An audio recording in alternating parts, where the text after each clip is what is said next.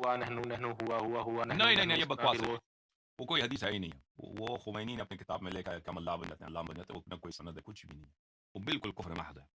کفر محض ہے کہ ہم اللہ بن جاتے ہیں، اللہ ہم بن جاتا ہے صحیح صحیح یہ کفر ہے، جو کہے کہ اہل بیت علیہ السلام اللہ بن جاتا ہے، اللہ اہل بیت علیہ السلام بن جاتے ہیں، نہیں، یہ کفر ہے، یہ کسی اور بھی حدیث میں نہیں ہے۔ اہل بیت علیہ اور دوسرا السلام نے ایسے لوگوں سے برات کا اظہار کیا، ان کو لعنت کیا، اہل بیت علیہ السلام یعنی کہ اللہ ایک وہ نہیں ہے۔ وہ تو الحمدللہ سمجھ آ رہی ہے آپ کی، اور یہ جو دوسرا لوگ کرتے ہیں ایک شرط کے طور پر آزاداری کرتے ہیں منت مانگ کے کہ اگر مجھے یہ مل جائے تو میں زنجیر زنی کروں گا یا ایسے کروں گا،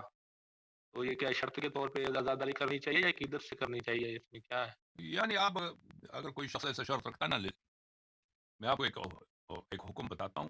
عام، وہ ہر جگہ آ جاتا ہے کہ کوئی شخص اگر کسی اچھے کام کا نظر کرتا ہے، اچھے کام کے اگر فلان کام ہو جائے تو میں مثلا فقیر کو 10 روپے دوں گا، یا میں حج کروں گا، یا میں جا کے مثلا 2 رکعت نماز پڑھوں گا، ٹھیک ہے نا، اگر نظر کرتا ہے تو لیکن اس کے لیے ضروری ہے کہہ دے وَلِلَّهِ عَلَيَّ نَظَرٌ، وہ یہ صیغہ پڑھ دے کہ اللہ کا مجھ پر یہ نظر ہے کہ اگر اللہ میرے بیٹے کو شفا دے تو میں جو ہے حج جاؤں، ٹھیک ہے نا، صحیح یہ شریعت میں ثابت ہے، بشرطی کہ وہ کام جو وہ جس کی نظر کر رہا ہے وہ فی نفسی یا جائز ہو یا وہ اچھا کام ہو، اس طرح اگر صحیح کوئی شخص نظر کرتا ہے تو یہ صحیح ہے کہ میں اگر میری اور اجازت ہے بات کرنے کی، تو اسی جی طرح جی اگر مثلا کوئی شخص نظر کرتا ہے کہ اگر میرا فلان کام ہو جائے تو میں انشاءاللہ جا کے مثلا میں ایک مجلس میں جا کے روؤں گا، تو یہ اچھی بات ہے، میں مجلس میں سینہ زنی کروں گا، میں اظہار جزا کر دوں گا، میں بے قراری کا اظہار کر دوں گا، تو یہ نظر،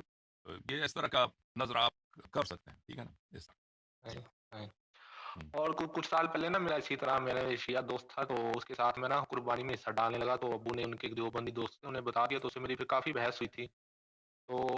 کیا یہ اس پر کوئی واضح حدیث موجود ہے نبی کے کس وسلم پر کی کہ کس پر فجر سے پہلے قربانی کا جانور ذبح کرے، فجر کے بعد عید کی نماز سے پہلے؟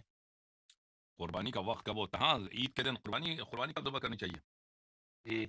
مجھے نہیں معلوم اس بات، ابھی میرے ذہن میں نہیں ہے، آپ اس کو میرے لکھ دیں، پھر میں اگلے ہفتے جواب دے دوں گا، ٹھیک ہے نا، آپ اس کو